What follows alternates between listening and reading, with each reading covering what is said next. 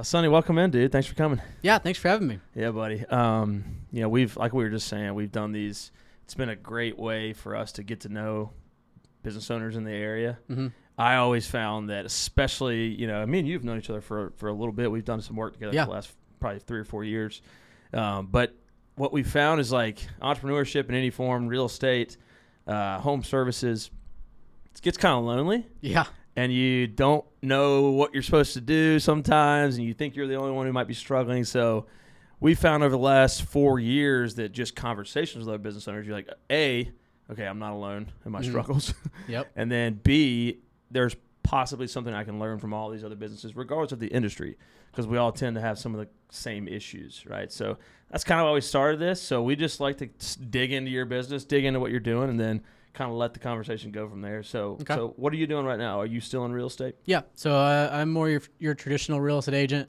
When we first met, I was doing more of the wholesale side of the business. Yep. Long story short, got kind of pushed into the more traditional side of it. Never thought I would like it as much as I do, but it's been enjoyable. It's been a rocky path since, to get from point A to point B, but very happy with where I am now. Nice. What company are you with? I'm with a brokerage called Hive Nashville. Okay. Yeah. How? What's the size team there? What's that look like? What's Hive look like? They've got probably around like 40 agents. Okay. They don't actively recruit agents. They're more of a newer brokerage. Been around for, I want to say, 2 years now. They're much more investment focused, which is kind of what attracted me to the brokerage there. Because that's your background, right? Kind of the investment side. Yeah, I mean, that's why I got in real estate to begin with, was to be more on the investor side of things. Okay. Buying rental properties, buying flips. And so that's my ultimate goal, is to have and be more of an investor myself, along with being an agent, and grow that kind of portfolio. Nice. How long have you been with Hive? Coming up on a year. Nice. How's it going? It's been great. I've been very happy with it. It's exactly what I was told it would be, and very happy. Nice. For us idiots out there, can you describe the relationship between you and a brokerage? We were talking about that at lunch today. It's what benefit does the real estate agent get from a brokerage? Why do you have to operate under a brokerage? What's the relationship there? Just, dumb it down for us dummies, how that works. Yeah, so I get that question a lot. Basically, you have these brokers who have extended experience and more education than your traditional beginner agent. For any agent, you have to hang your license with a brokerage.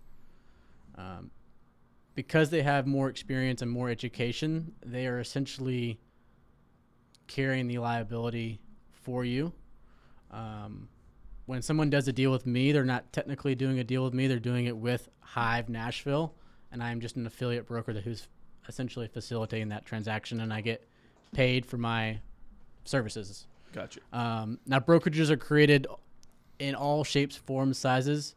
You have ones that provide a lot more training, support, admin, technology, whatever it may be, and you have others that are completely opposite, where they almost provide nothing, and there's more for more experienced agents, or maybe agents who don't transact as often. They're just looking to hold their license and keep it active. So you can find them from anywhere in between. It's really depending on what you're looking for in a brokerage as an agent. Gotcha. So if you're the part-time agent, the certain brokerage would be more attractive to you just based on what they provide or what they require? Yeah, if you're a part-time agent, I'm going to guess you're probably looking for something that's less in fees, and less guidance, because you're only doing 1 to 2 transactions a year from friends and family. Yep. So you don't want to spend all these desk fees and stuff like that you're not really using. Right. And some brokerages you're required to do stuff like that. Yes. Gotcha. Okay. So they've changed a lot over the last year, and people are coming up with new ways to do it. Yeah. So would you call Hive like kind of a boutique type experience, or is it just a smaller brokerage, local brokerage? Boutique's probably a good way to describe it. Okay. All right. Well, now from the consumer side, let's say I'm listing my house and trying to decide on realtors. We love the people at Parks and KW. but they're large nationwide organizations. Mhm. Well, Parks isn't, but KW is. So what's the difference of experience when we're dealing with like a boutique experience like Hive versus maybe a larger conglomerate? To me, I don't think the brand of the brokerage really plays that much of a role in a transaction. Mm.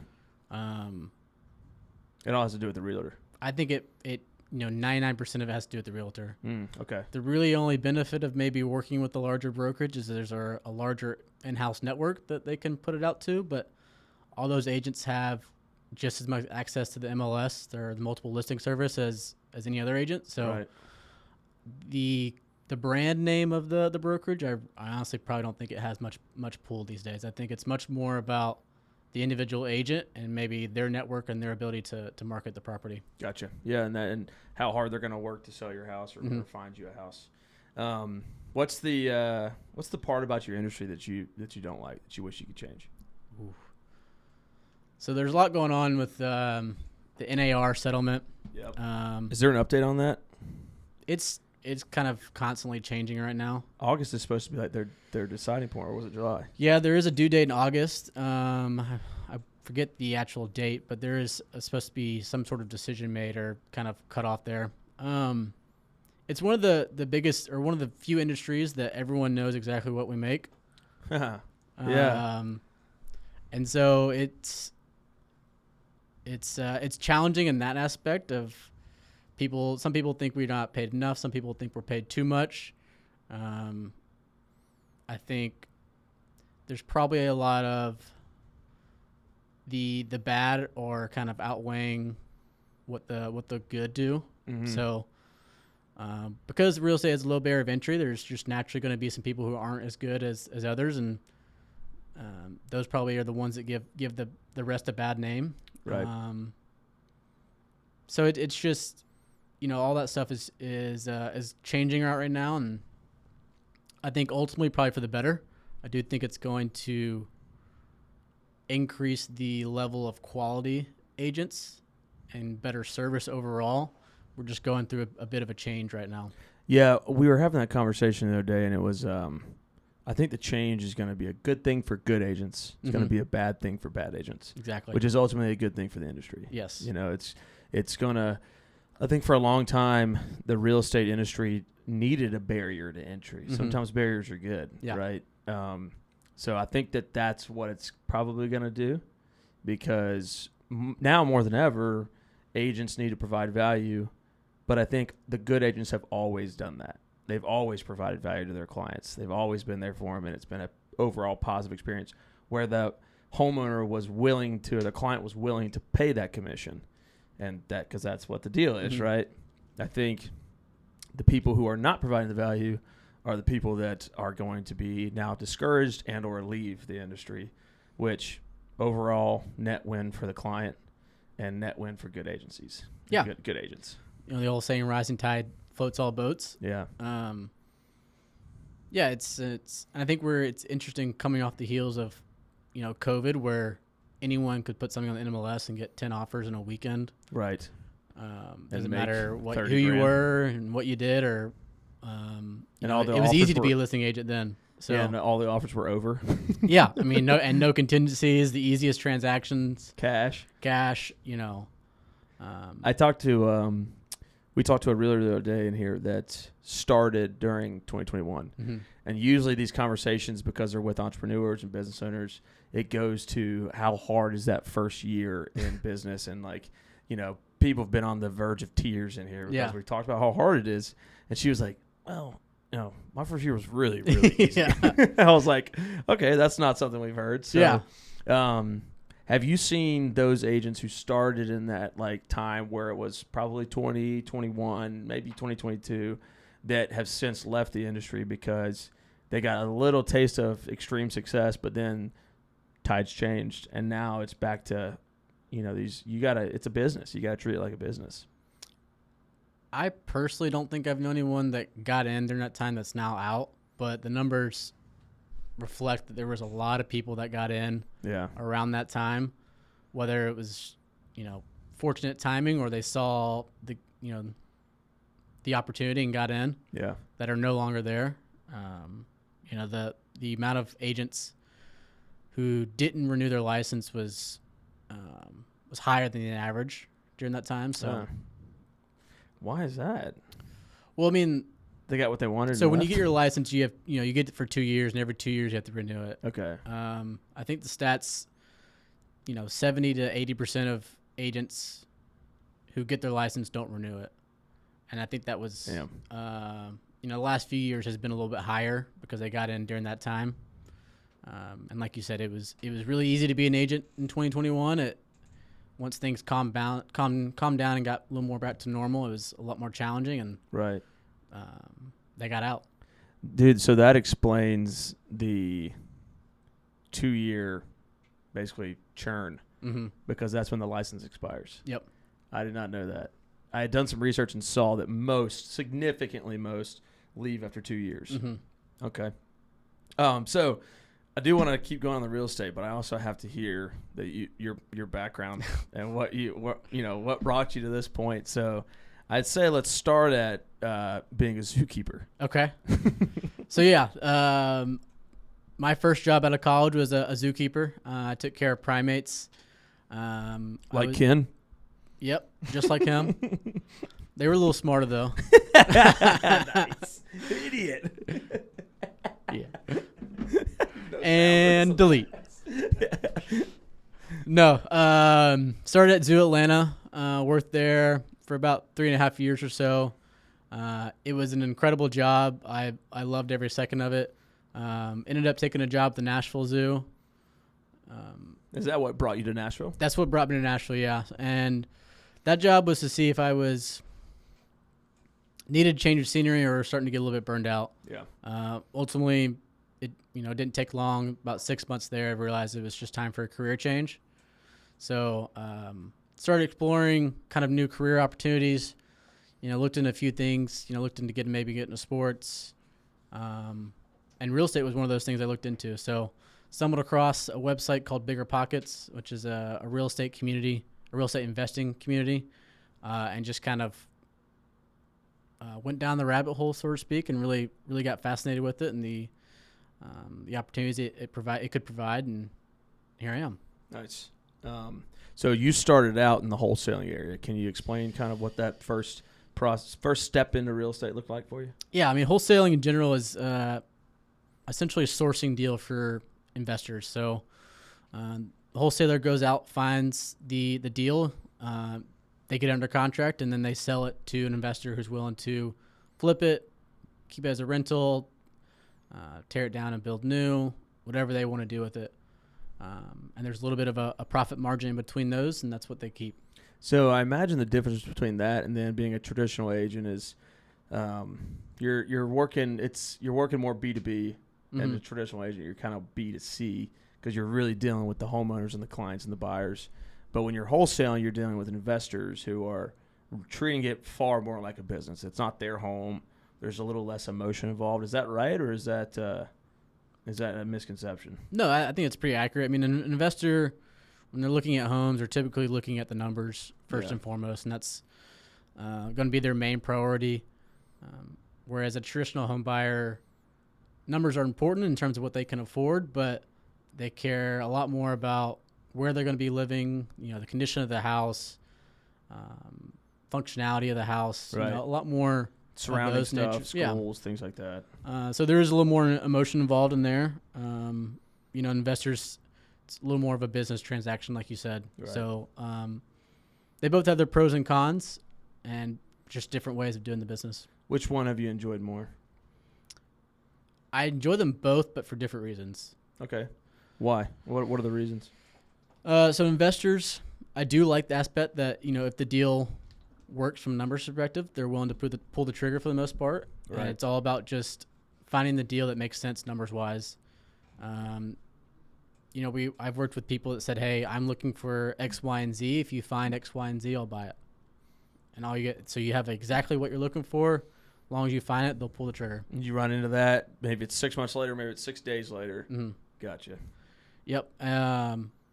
But I do like the kind of the people side of more the traditional side of it. So, I mean, you're a little bit of a longer sales cycle typically, but you're going through, you're trying to figure out what they like, what they don't like, the education part of it, of all that. But I just like helping people understand the power of owning real estate. Investors understand that through and through. The traditional buyer doesn't always understand that, what the power of it can be, and trying to educate them a little bit more on even if they have zero interest in investing, how owning a house can be an investment. What's the number one piece of education you give to those homeowners? It's the most common one. Is trying to look at buying a house as an investment tool. Instead of just like, you don't have to be a flipper, you don't have to own rentals, but most people don't stay in their house forever. And especially if there's their first home, trying to look at it through a lens of, this doesn't check every box we need. It checks 75% of them, but we know we're going to be here for 2 years and we're going to find our next house after that. And this house is maybe it's in a developing area, or maybe it's a little outdated and we can update it a little bit to really gain some equity and kind of elevate our next house. Yeah. Yeah. That's, I think if you've felt and seen that once, it's painfully clear how important that is. Like when we bought in Clarksville, it's the same way. And we weren't really thinking that. We just got lucky. Yeah. You know, we got lucky with a new neighborhood. We got lucky with the market, and we just decided to rent it. We kept it. It's seen a lot of equity just in the 4 years since we've had it.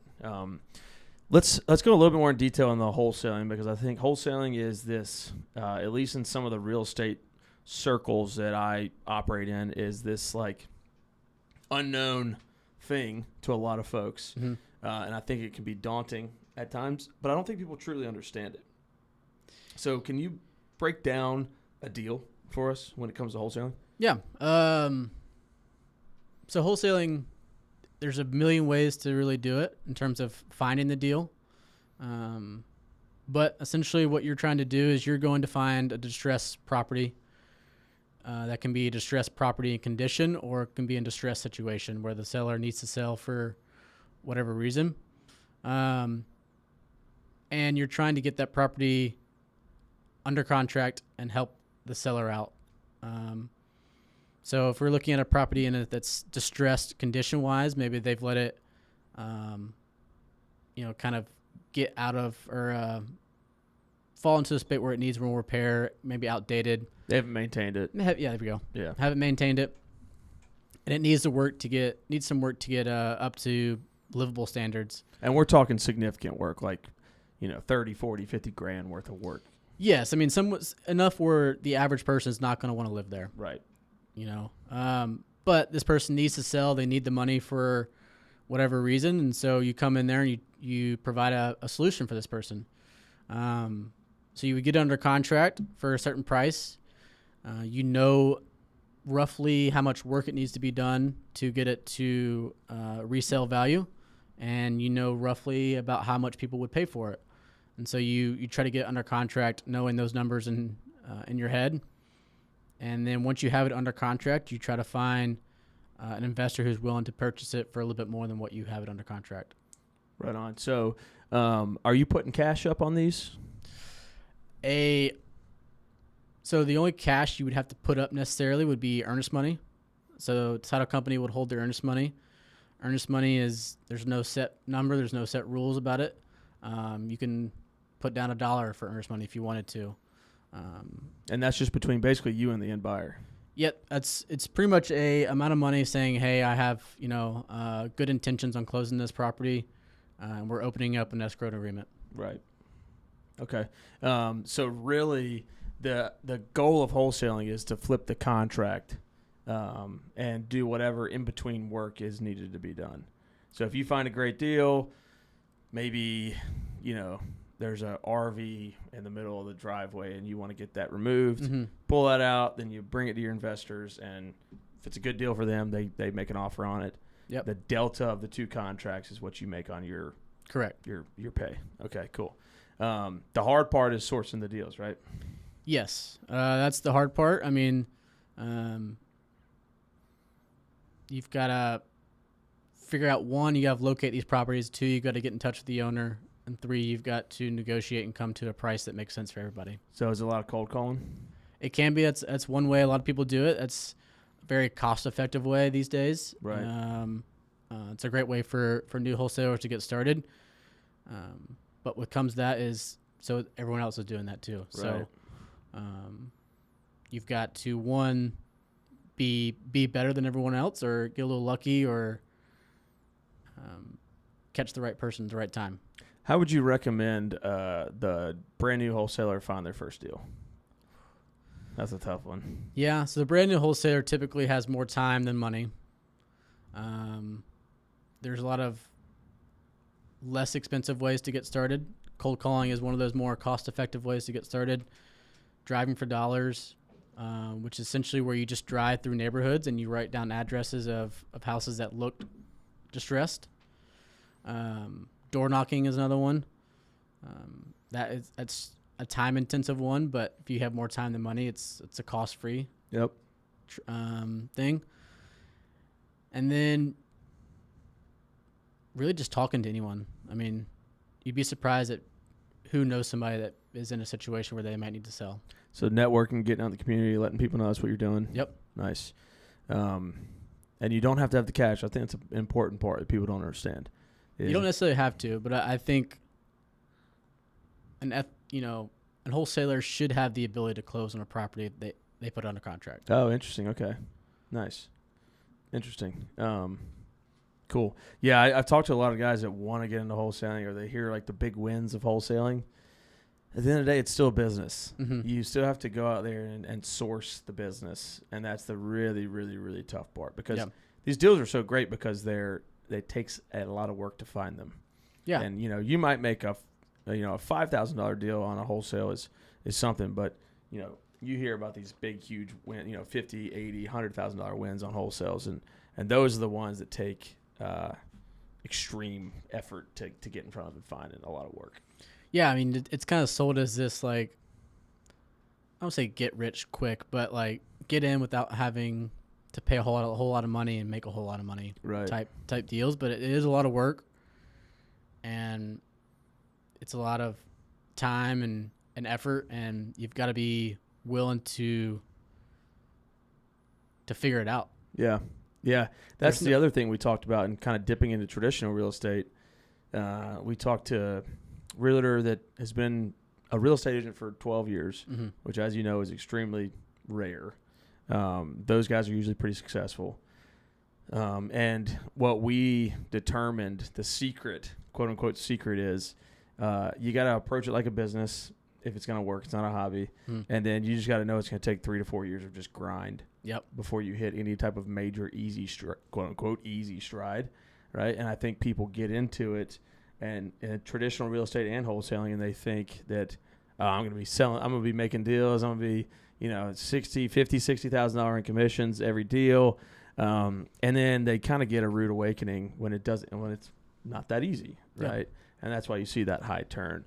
So if you want to get into real estate, what I've learned through talking to realtors is like, understand it's going to be a long process. Understand it's going to be hard as shit. You got to approach it like a business, and give it 3 to 4 years of grind before you give up on it. To me, it's not something you can do part-time. Right. Unless you're one of the few that just have an incredible built-in sphere of influence where everyone in your sphere is going to use you to buy a house. Yeah, that's true. Which is very rare and a little bit of luck, but it's not for the faint of heart. I mean, it's going to take a grind, and there's going to be months where you don't get paid. There could be 6 months you don't get paid. Yeah. So you've got to, 1, be able to willing to do the grind, and 2, just financially be able to support yourself in maybe another way. Yep. While you build it. Or in that period of time, know that, all right, I need 12 months of living expensive if I'm going to really give this a go. Because maybe I get 1 or 2 deals my first year, and maybe that's $30,000, and then I got an additional $30,000 great on top of the 12 months I had for living expenses. Yeah. To give yourself enough runway to give it a good shot. What's I think another thing that future realtors, future entrepreneurs might worry about in the real estate industry is setting themselves apart. Right, being different. It's a pretty crowded market. It is. Right, I think we read something like 30,000 Nashville realtors or something like that. I mean, it's insane. Yeah. So I mean, but half of those are probably not practicing lawyers, practicing Yeah. agents. How have you differentiated yourself, and what do you try to do for your clients that makes them go, yeah, that was an awesome experience, and I'm going to refer him to my family member who wants to buy a house or something? So I've tried to focus on two areas. One is I've incorporated my animal background, the zookeeping background, and into my business. Sweet. So I've tried to use that as a way to stand out. I don't know any other zookeepers that are also realtors now. Yeah. So, and then that part, and then the other part is working with clients. It's kind of sad to say, but I think the bar is pretty low. Yeah. Yeah, that's true. Doing what you say you're going to do, communicating, and just putting the effort in. Yeah. It sounds pretty straightforward, but there's a lot of people that just don't do that. Right. So, I try to do that, and I try to be as genuine upfront as possible.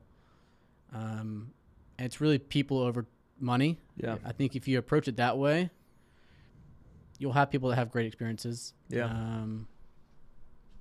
And they'll refer you. I think the bar is unfortunately pretty low. So follow through, do what you say you're going to do, and be a zookeeper. That's the secret to success. Yeah. Yeah.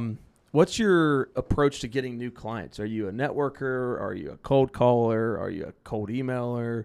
What's been your biggest kind of return when you're looking for new clients? So I do not like cold calling. I'm not very good at it. I don't either. It gives me extreme anxiety. So I focus on networking. Yeah. I'm a big networker.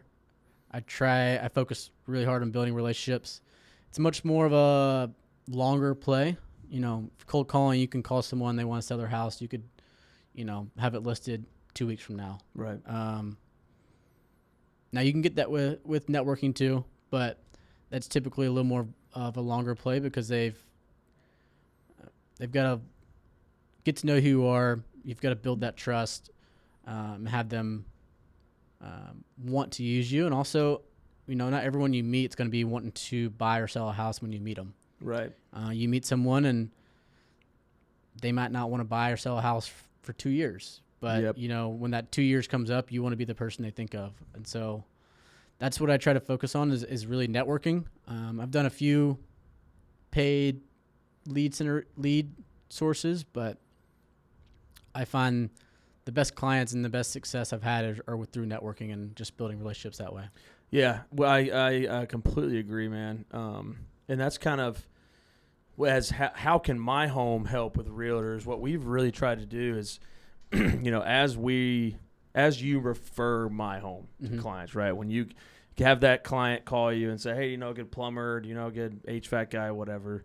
Our goal is that you can feel confident in referring my home because we're guaranteeing the quality of vendors because we have a very strict vetting process. But the other side is shifting some of that liability away from you, the realtor. But to your point, we want to make sure your brand's staying top of mind, so that way you can get that next referral. So what we're doing for realtors that refer our product, they get kind of a unique download link to where any of your clients who you refer will have your name pinned to their messaging section of the platform. Yeah. So that way they're not only always seeing you and your brand, even subconsciously every time they use the app, but your information's there. It's always present. So that way, when they're 6 months later having a conversation with their neighbor, they're thinking about selling, they've seen your name and your brand every single time they use our platform. And it's cost you nothing for that, and you've done no extra outreach, right? So, our goal is to take some liability from you, but also provide more touch points so you can get that next referral at no extra effort from you. Yeah. I mean, that's the more I can stay in front of them, the better. To me, that's what social media is for. It's kind of my approach to it. But yeah, I mean, my biggest fear is having someone that I help transact, whether it's buy or sell, and then find out 2 years later they used someone else because I didn't stay in touch with them, or the relationship kind of dwindled or whatever it may be. Right. So I do try to focus a lot of energy on staying in front of people, even if we've had already transacted. Yeah, that's that's a very unique fear that I didn't realize that most realtors probably have, which is like, okay, how do I ensure that in 7 years, 6 years, they're going to use me again? But to your point, that's why you have to give this industry time. Yes. You know, it's like you're not going to see the return on any of that work for years and years and years. And if you give it time, it'll eventually work. Just another reason why. I mean, we were talking to another realtor. And the first 4 years, he didn't have anybody reaching out to like list or whatever it is. You know, he didn't have any of that repeat business until the 4th year. Mm-hmm. And he had that year 1, year 2 guys coming back or referring him. To give it time. Is there anything else you'd like potential clients to know as we wrap this up? Ooh, anything about the industry? You know, is there any big other than the lawsuit, which is probably more like internal real estate agent stuff? Is there anything in the real estate industry, specifically residential, that homeowners tend to not know when you're working with them that you would kind of want them to know? Something about rates, something about closing, any red flags when it comes to lenders or title companies or home inspections or anything like that? I only say this just because it happened recently, but the whole date the rate, marry the house thing that was going around a couple years ago or last year really would never really sit well with me. Yeah. Because it seemed like a, cheesy way to get people to buy houses. And I think that was probably a year and a half ago when that was kind of floating around, and rates have, if anything, they've gone up since then, not down. Yep. So it's really trying to understand your client's financial picture, and if it does not make sense for them to buy, then that's fine. Right. Don't force it. Don't put it into something that doesn't fit. Yeah. I always tell my clients, I'll be the first person to tell you to run away from a house if I think you should run away. And if it makes sense for you to rent another year, then let's rent for another year and look at things next year. And that's hugely valuable coming from somebody who's bought a couple of houses. Is even every time I get tunnel visioned, I see a house, I'm like, oh hell yeah, this is awesome. And it's really hard to kind of look up and see around and see some of the bad, or at least for me, I don't want to see that stuff. So subconsciously, my brain doesn't allow me to see some of it. Right. So if you have a realtor like you who is more of your partner in that conversation and is looking out for your best interest and not just trying to get a sell, it's going to save you not only money, but a ton of heartache in the future. Well, dude, we're excited to get my home into your hand and into your clients' hands, dude. I'm excited too. Thank you for being a believer in it, and we're going to follow through on our promise and guarantee some quality there. And thanks for your time, and thanks for coming in, man. Yeah, man, I'm excited. I think it's a great platform. Contractors is always a tricky aspect of real estate. Yep. You never know what you're going to quite get. So what you're all doing, I think, is a great thing and could really be helpful for the industry. Thank you, man. I appreciate you saying that. And yeah, so we're launching in a couple weeks. You should come to the August Nashville Home Show. Okay. It'd be we're doing a podcast there with as many vendors as we can, and I'm sure there'll be a great, really, really great vendors there. It's a fun time. Free walk around, free food, free drinks. I like free. Right on, dude. Thanks, man. Yeah, appreciate it.